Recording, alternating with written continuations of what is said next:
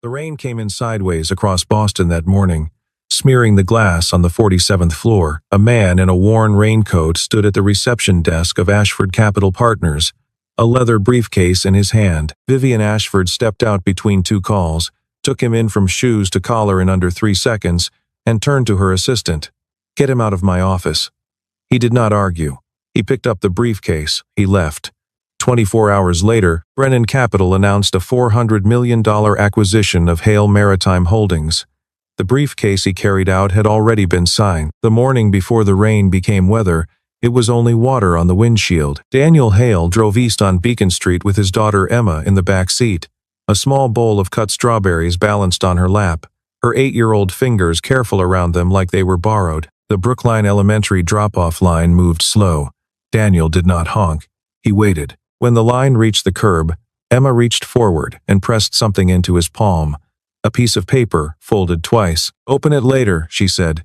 "Not now. Later." He nodded. He watched her walk across the wet asphalt with her backpack tipping sideways, watched until the door of the school closed behind her, and then he set the folded paper on the passenger seat beside his briefcase. He did not open it. The briefcase held a single document, the final signature page of a $400 million transfer. The Hale Maritime side was already signed. All it needed was a counter-signature from the chief executive of Ashford Capital Partners, and the asset portfolio his father had spent 30 years building would have a new operator for the next 10 years. Daniel had chosen Ashford Capital out of 19 serious suitors. He had not told them yet. The financial district lobbies smelled of coffee and wet wool. He took the elevator to the 47th floor without speaking, his raincoat darkening at the shoulders, his shoes leaving a clean line of moisture across the marble. At the reception desk, a young woman looked up, recognized the name on the appointment, and started to speak. "Mr. Hale, Marcus Vance materialized at her elbow before she finished the sentence. He was tall, well-tailored, sharp at the cheekbones. He gave Daniel a smile that did not move his eyes. "You can wait over here, sir. She'll be with you when she's ready." Lena Park closed her mouth. Her hand, hidden below the desk, made a fist she did not release for several minutes. Daniel sat. He did not look at his phone. He looked at the rain. 12 minutes passed. Vivian Ashford came out of her office between two calls, her phone in one hand, her tablet in the other, her attention already 3 steps ahead. She glanced at the man on the bench. Worn coat, wet shoes, briefcase too soft to be expensive. "Courier," she decided. "Wrong floor. Get him out of my office," she said, not unkindly, the way one would correct a small mistake before it grew. She was already walking back through the glass door. Daniel stood. There was a half-second pause in him, but it was not offense. It was the pause of a man who had just been handed a piece of information he did not expect, and was filing it. He picked up the briefcase. He nodded once at Lena, which was not quite forgiveness but was not quite anything else. He walked to the elevator. In the parking garage 4 floors below ground, he sat in his car for a long minute. Then he reached over and picked up the folded paper from the passenger seat. A house. 3 windows, the middle window lit yellow. Underneath, in Emma's careful printing, the word home. He folded it back along its crease. He set it down. He picked up his phone and dialed a number he had not used in 14 months, Brennan Capital. The voice on the other end said, "Of course, Mr. Hale. We can be ready by close of business tomorrow." The Bloomberg push came at 4:17. Vivian was in a conference room with 2 associates and a stack of due diligence on a mid-cap insurance acquisition she had been working on for 6 weeks. Her phone vibrated face down on the table. She turned it over because she always turned it over. Breaking: Brennan Capital acquires Hale Maritime Asset Portfolio. $400 million. Closed today. She read it twice. The 2 associates kept talking. They had not seen her face yet. She stood up. "Excuse me," she said. The associate stopped mid-sentence. In her office, she pulled up the Brennan announcement. The signing page was attached as a press exhibit. She scrolled to the signature block. Daniel Hale, founder and majority shareholder, Hale Maritime Holdings. She did not sit. She walked to her bookshelf and back. She picked up her phone and called the head of legal. "The Hale Maritime file," she said. "Pull it up. Read me the principal contact." There was a pause on the line. "Daniel Hale," the lawyer said. "Founder. 62% ownership. We had a soft hold appointment with him scheduled for this morning. It got moved to a vendor walk-in slot late last week. Vivian did not answer. She opened her CRM. She typed his name into the search bar. The profile loaded. Photograph included. A man in a navy blue jacket standing on a dock somewhere north of Boston. Gray at the temples. Eyes that did not seem to be performing for the camera. The same face she had told her assistant to remove from her reception area at 9:12 that morning. She looked at the photograph for 30 seconds. She did not blink. In the doorway of her office, Lena Park stood with her tablet held against her chest like a shield. Her eyes were red around the edges. Her mouth opened, and closed, and opened again. "Miss Ashford, I tried to—" Vivian held up a hand. "Not now," she said. Her voice was not sharp. It was something else. Something Lena had not heard from her in 3 years of service. Lena nodded. She backed out of the doorway. Her hand was still in a fist. Vivian dialed Daniel's number from the CRM. It rang 4 times. He answered against the sound of schoolyard noise, the bright voices of children released from a Friday afternoon. "Mr. Hale," she said. "Miss Ashford." The voice on the other end was calm in a way she found, in that moment, almost unbearable. "Could you tell me," she said, "what happened this morning?" A pause. She could hear him moving slightly, as if shifting the phone to his other ear. In the background, a child laughed. "You told me to leave, Miss Ashford." "I left." She did not have a sentence prepared after that one. She had not had a sentence unprepared in 11 years. "I see," she said. "Thank you for taking the call." He did not say goodbye. The line went quiet. She set the phone down on her desk. She stood very still for 40 seconds. Then she walked out of her office, past Marcus's open door without looking at him, and took the executive elevator down to the parking garage. She got in her car. She did not call her brother. She did not call her attorney. She typed an address into the GPS, an address she had not looked up but had somehow already memorized from the Hale Maritime file. Brookline. 22 minutes. She drove. The house on Hyslop Road did not announce itself. It was a small colonial with white siding and a porch that had been repainted recently, the way a person might paint a porch on a Saturday, because they had a daughter who liked clean things. The driveway held one car, a 4-year-old Volvo wagon. The mailbox said Hale in block letters that a child had clearly helped with. Vivian stood at the front door in the rain for a moment longer than necessary. Then she pressed the bell. A small voice on the other side said, "Just a second." Footsteps. The door opened the width of a head. Emma Hale looked up at her with the steady, evaluating gaze of a child who had been taught not to be afraid, but had also been taught to be careful. "May I help you?" she said. The phrasing was clearly something she had been instructed to use. "Is your father home?" Vivian said. "My name is Vivian Ashford." Behind Emma a man's voice said, "It's all right, Em." Daniel came to the door in a flannel shirt with the sleeves pushed up, a dish towel in one hand. He did not look surprised. He looked, if anything, like a man who had been expecting a guest and had not yet decided what to feed her. "Come in," he said. "You're wet." She came in. The house smelled like baking, although nothing was in the oven that she could see. He handed her a clean towel, which she used on her hair and then her sleeves, and then he said the word coffee like a question, and she nodded, and he poured. They sat at the kitchen table.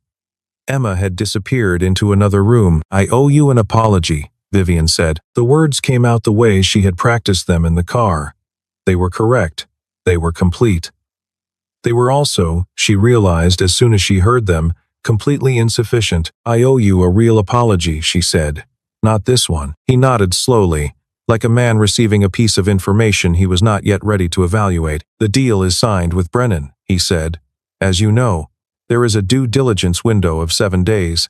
If Brennan misses any term I have the option to rescind." "I see," she said. "I am not promising anything," he said. "I am not asking you to." He looked at her then, for the first time directly, and she felt herself examined the way she had examined him at 9:12 that morning, except without the cruelty. "I came to your office," he said, "because I wanted to see who would be running this asset for the next 10 years. I left because you already told me." She did not argue. She did not have a sentence prepared. For the second time in 3 hours, she sat in a moment with no script. Emma came back into the kitchen with a small glass. She set it on the table in front of Daniel and looked at Vivian for a beat not long, not short, and then walked out again without speaking. Vivian stood. She thanked him for the coffee. She drove back to Boston in silence. At the kitchen window, Daniel watched the Volvo's reverse lights against the rain. Was she nice? Emma said from the hallway. Daniel did not answer right away. She's tired, he said. She did not sleep that night. At 7 the next morning, Vivian called her head of IT, not Marcus, who oversaw operations including IT, but the technical lead directly, a man named Devon, who had worked at Ashford Capital for 9 years and owed his career to a hiring call she had made over Marcus's objection. Devon, she said, I need an audit log on my Outlook calendar for the past 2 weeks. Every edit, every editor. I need it by 10. Devon did not ask why. He said yes ma'am and hung up. At 9:40, he walked into her office with a single printed page. He put it on her desk. He did not sit. The appointment that became the vendor walk-in slot at 9 o'clock Wednesday morning, he said. It was originally titled Daniel Hale Final Signature, scheduled for 2 o'clock Tuesday afternoon. The first edit moved the day and time. The second edit changed the title to Vendor Walk-in and removed all attendee information. Both edits were made from the same account, he said. Marcus Vance. Vivian thanked him. She told him to keep this between them. He nodded once and left. She sat for a long time. Then she did not pick up the phone to call Marcus. She did not pick up the phone to call the chairman. She picked up the phone and called Daniel. I would like to see you again, she said. Not at your house. Somewhere of your choosing. He gave her an address in Cambridge, a second-floor office above a bookstore near Kendall Square. No company name on the door. He told her 2 o'clock. The office had 2 desks. One was empty. The other had a laptop and a stack of legal pads and a coffee cup. Behind the desk, 3 full bookshelves. Maritime law, the history of the Atlantic shipping trade, 2 shelves of biographies of Navy officers. On the windowsill, a framed photograph of a man in his late 60s, standing on a pier with a younger man, Daniel, and a much younger Emma between them. Laughing, Daniel offered her tea instead of coffee. She accepted. They talked about the portfolio for 4 hours. He knew the depth charts of every harbor in the network. He knew the names of the 2 port managers who had been at the Gloucester terminal since 1987, and which of them was retiring next spring. He knew the union contract revisions going back to the late 1980s. He knew which terminal needed dredging in the next 24 months, and which one could absorb a 5% volume increase without any infrastructure investment at all. She did not ask any of these questions to test him. She asked them because she was, for the first time in a long time, learning something. She did not mention Marcus. He did not ask. At 7:15 she stood up. He handed her a file folder. 4 names, he said. Operational leads I would propose for the transition if Ashford ends up running this asset. You will want to do your own diligence on them. But that is where I would start. She took the folder. Thank you, she said. The word came out simply. In her car, she did not put the folder on the passenger seat. She rested her hand on the cover for a moment before she started the engine. Then she drove. Friday afternoon, she went back to Cambridge without calling. She climbed the stairs and stood in the doorway. The office was empty, but the lights were on. She heard footsteps coming up the stairs behind her, Daniel, with Emma in tow, both of them carrying small grocery bags. After school pickup, then a stop at the Whole Foods on Mass Avenue. Emma had a clementine in each hand and was eating one of them as she climbed. Daniel saw Vivian and did not seem startled. Hi, Emma said, in the bright neutral voice of a child who had decided this person was probably safe. Hi, Vivian said back. Daniel unlocked the office and let them in. Emma settled cross-legged on the floor by the window with a sketch pad and her clementines. Daniel filled the kettle. Why my office? Vivian said. She had not sat down. The question had been on her tongue since the day before, and the night between had not blunted it. I'm sorry, that morning. Why you? Not your legal team, not a courier. You. He set the kettle on the burner. He turned to face her. I have been watching Ashford Capital for 6 months, he said. I read every deal you closed in the last 4 years. I read the way you handled the Worcester textile layoff. You did not cut the pensions, even when the model said you could. I read the way you walked away from the Springfield acquisition when due diligence flagged the groundwater contamination, even though your own analysts wanted you to push through. I read everything in your name. He paused. This portfolio was the last thing my father built before he died, he said. I owed it to him to see with my own eyes the person who would be running it after me. Not a dossier, not an intermediary, the person. That is why I was at your office. She sat down then, on the small couch under the window. She was quiet for a long moment. "Mr. Vance," she said finally. "He knew you would come yourself." "I assume so," Daniel said. "He has been the person on the Ashford end of my legal team's correspondence for the entire process." She closed her eyes. "He scheduled the meeting on a rainy Wednesday morning," she said, more to herself than to him. "He did not brief me. He did not put your photograph in front of me. He did not even put your name on the calendar. He knew exactly what I would do." Daniel did not contradict her. He poured tea. By the window, Emma had been drawing the whole time. She stood up and walked over to Vivian and held out a piece of paper without speaking. The drawing was simple. Two adults stood on either side of a long table. On the table, between them, was a small boat. Vivian looked at it for a long time. "Thank you," she said to Emma. The word was for the child.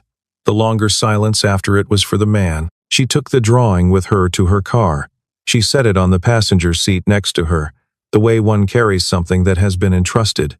She did not turn on the radio. She drove back to Boston in the gathering dark. She called Lena from the car at 8:50 that night, not the office. Somewhere quiet. Anywhere of your choosing. Lena said the name of a small cafe on Charles Street, on the Beacon Hill side. She said she would be there at 9. When Vivian arrived, Lena was already in the back corner with a cup of tea she had not drunk. She looked smaller in jeans and a sweater than she did at her desk. She did not stand up. "I have to start with something," Lena said. 2 years ago, there was a complaint filed against Marcus Vance by a junior analyst on the operations team. The complaint was internal. The matter was settled. As part of the settlement, I, along with 3 other employees who had given statements, signed a non-disclosure agreement that covered, quote, all communications relating to Mr. Vance. I never agreed with that NDA, Lena said. I signed it because my mother had just been diagnosed and I needed the health insurance. I want you to know that." Vivian nodded once. Lena slid a small USB drive across the table. "There are 3 audio files on this drive," she said. "They were recorded between Mr. Vance and the chairman of your board over the past 5 weeks. I came across them on a backup server Mr. Vance forgot to revoke access to when he restructured the IT permissions in August. What are they?" The first one outlines a 2-step plan. Step 1, make sure the Hale Maritime deal fails on a Wednesday morning by scheduling Mr. Hale himself for a walk-in slot and giving you no briefing. Step 2, Mr. Vance will then propose an alternative asset to the board, a port asset in New Jersey. It is roughly 30% inferior to the Hale Maritime portfolio on every operational metric. Mr. Vance has already secured a private purchase option on it through an LLC he controls. The board will be told that he negotiated the option to rescue the firm. He will be promoted to co-chief executive. His LLC will collect an $8 million finder's commission outside of public view. Vivian did not move. She had not put down her bag yet. The second file, Lena said, is the chairman agreeing to the plan. The third file is the 2 of them discussing how to phrase the announcement to you. There is a moment in that file.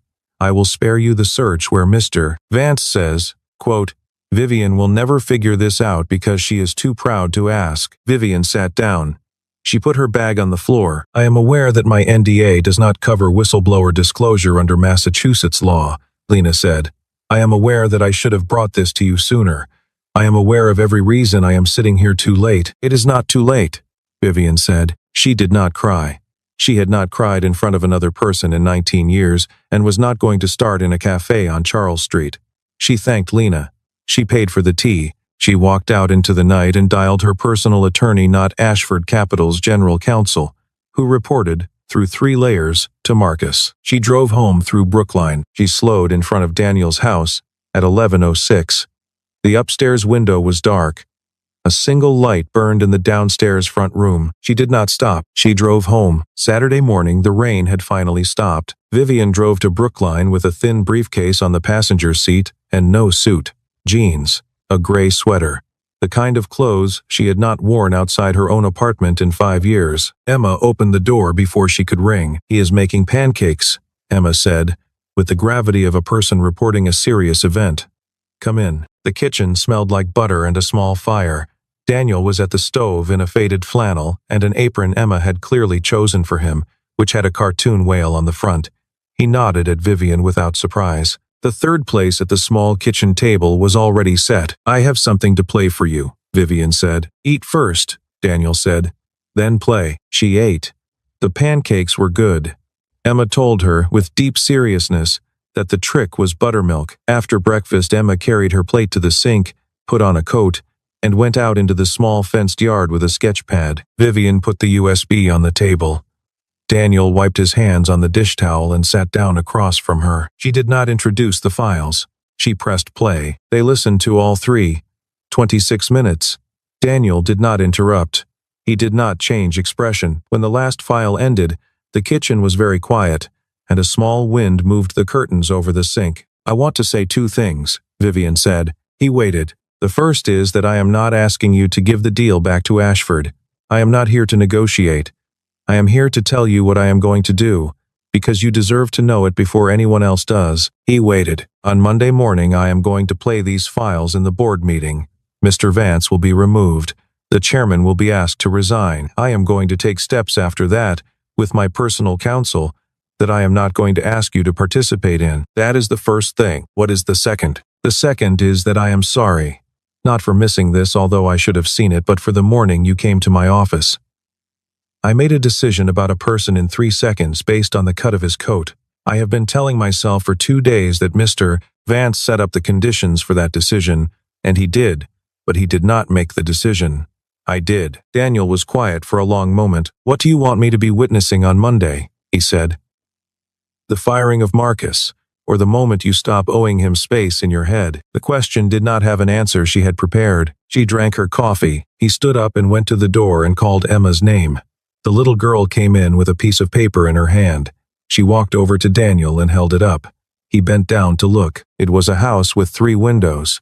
The middle window was lit yellow. On the porch, where there had been no figure in the version Daniel had folded back into his glove compartment, there was now a woman. Emma did not say who the woman was. She handed the paper to Daniel and went back outside. "I will be in the room Monday," Daniel said. "Where I sit depends on what you do first." Vivian nodded. She stood. She thanked him for breakfast. At the door she did not turn around to look back. In her car she did not turn on her phone for the rest of the day. Monday morning at 9 the Ashford Capital boardroom was full. 12 directors. Marcus Vance at the front with a clicker in his hand and a presentation already open on the wall screen. The title slide read, "Strategic Pivot Atlantic Opportunity." Behind Marcus stood the chairman, William Crane, in a slate gray suit and a tie he had owned since the Reagan administration. Vivian sat at the far end of the table. She did not interrupt. She let Marcus present. He spoke for 28 minutes. He framed the Hale Maritime loss as an inevitable outcome of internal misalignment. He outlined the New Jersey port asset with a financial model that was, in its own way, beautifully constructed. He recommended that he and Vivian be elevated to a co-chief executive structure to better serve the firm's pivot. He took questions for 10 more minutes. He answered them well. When the questions were exhausted, Vivian stood. She walked to the head of the table. "I have one item," she said, "before we move to the vote." She placed the USB on the table. She connected it to the room's audio system. She turned to the chairman. "William," she said, "you may want to leave the room for this, but I would recommend you stay." He stayed. She pressed play. The first file ran for 9 minutes. The room was very quiet. By minute 4, Marcus had stopped looking at the screen. By minute 6, 3 of the directors were no longer looking at Marcus. By minute 9, the chairman's hands were folded so tightly in his lap that the knuckles had gone white. She let the second file play. Then the third. When the recordings ended, no one spoke for 30 seconds. A director named Eleanor Briggs, who had been on the board for 18 years and had not, to anyone's knowledge, ever raised her voice, said, very quietly, "I move that Mr. Vance and Mr. Crane be suspended from all duties pending a special investigation, effective immediately." "I second," said the director sitting next to her. The vote was 9-2. 1 abstention. Marcus did not vote. The chairman did not vote. Marcus stood. He looked at Vivian. He opened his mouth and closed it. He picked up his clicker, which now looked, in his hand, like a small useless thing. He walked out of the room. At the back of the boardroom, in a chair Vivian had quietly arranged for him as a registered observer that morning, Daniel Hale sat with his hands folded in his lap. He had not spoken in the entire meeting. He did not speak now. The directors filed out. Vivian thanked them one by one. She did not break composure until the last one had left. In the hallway by the elevator she found Daniel waiting. He had his raincoat folded over his arm. "Why did you come back?" she said. She did not say thank you. She had decided in the car that morning that thank you was a word she had to earn. He looked at her for a moment. "Because you were right about the deal," he said. "You were just wrong about the person carrying it." The elevator chimed. The doors opened. He stepped in. She stood in the hallway and watched the doors close. 2 weeks later, the deal was rebuilt. Brennan Capital, working through a clause in the due diligence window that Daniel had quietly highlighted on day 3, released the Hale Maritime portfolio without penalty. Daniel held an equity stake in Brennan from an unrelated transaction 3 years earlier.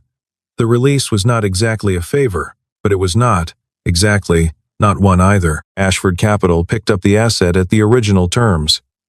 $400 million. Clean. The night the wire cleared, Vivian sent Daniel a text. No subject line. No press. Just an address, a small restaurant on Salem Street in the North End, and a time. 7. Bring Emma. He came. Emma wore her best dress, which was the dress with stars on it, and brought a small purse with 2 crayons and a folded piece of paper inside. They ate. Emma drew a boat on the back of her menu, taking the time to add seagulls. The waiter pretended not to notice. Daniel pretended not to notice the waiter pretending. For the first 30 minutes, Vivian did not bring up Marcus or the board or the deal or any of it. She asked Daniel about his father. He talked. She listened. His father, he said, had come back from Vietnam and bought a single tugboat with a small SBA loan and a larger amount of stubbornness. He had built the company one slip at a time. He had insisted, until the end, on knowing the name of every dock worker who unloaded the boats he owned. He had taught Daniel that you did not need a suit to run a deepwater port, but you did need to know who the man on the loading crane was, and what his wife's name was, and whether his son had passed his apprenticeship exam that year. He died on a Tuesday in October, Daniel said, 3 months after Emma's mother. We had a hard year. I am sorry, Vivian said. He did not deflect the sympathy. He accepted it the way he had accepted the coffee in his kitchen directly, without performance. By 9, Emma had fallen asleep against the wall of the booth, her crayon still in her hand. Daniel paid in cash. He bent and gathered her up into his arms. She did not wake. Vivian picked up Emma's small coat from the bench and held it for him. Outside on Salem Street, the rain had come back. Not hard, just steady. Daniel had a single umbrella in his other hand. He opened it. It was wide enough for 3. Vivian stood for a moment under the awning, and then she stepped under the umbrella, and the 3 of them walked together toward the car. She did not say anything. He did not say anything. Emma slept against her father's shoulder. At the curb, Daniel got Emma into her car seat. He straightened up and looked at Vivian over the roof of the Volvo. "Good night, Miss Ashford," he said. "Good night, Mr. Hale." She watched the Volvo pull away. She walked the 4 blocks to her car alone in the rain, and for the first time in many months, she did not feel as if she had to. 6 weeks later, on a Saturday morning that had decided to be clear, Vivian drove south along Atlantic Avenue and parked at the end of a quiet dock in the South End. Daniel was already there. He stood at the end of the pier with his hands in his coat pockets, looking out at the water. The harbor was gray and still. A single sailboat tracked across the far edge of it, white sail catching the early light. Emma was at the end of the dock with a paper boat in both hands, kneeling carefully so as not to drop it before the water was ready to receive it. Vivian walked the length of the pier. She was not in a suit. She was not in cashmere. She was in a raincoat, an old one she had bought 3 winters ago, and never worn, because it had not seemed to fit the life she had been building. It looked, to anyone watching, very much like the coat Daniel had worn into her office that first morning. She had not chosen it for that reason, or perhaps she had. She stopped beside him at the end of the dock. They did not say hello. They stood for a long minute, looking at the water, the way 2 people can stand together when they have stopped needing to perform the act of meeting. Emma stood up and turned around. She walked over to Vivian and held out a piece of paper, folded twice. "Open it later," she said with great seriousness. "Not now, later." Vivian took it. She did not unfold it then.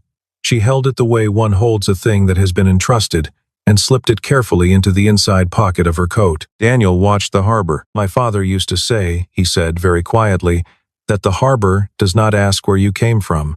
It only asks if you are willing to stand here in the weather." Vivian did not answer in words. She stood beside him. Down at the end of the dock, Emma had her boat ready. She set it down on the surface of the water with the careful concentration of a child performing an important ceremony, and gave it one small push and stood up to watch. The boat moved out into the gray water. The morning sun caught the white of its paper sail. Later, in her car, Vivian unfolded the drawing. A house, 3 windows. The middle window lit yellow. On the porch, under the small roof, 3 figures. A man, a child, and a woman. None of them was waving. All of them were standing close enough together to count as the same line. She refolded the paper along its original crease, very precisely, and slipped it back inside her coat. Neither of them had been looking for this. That was the only reason they could trust that it was real.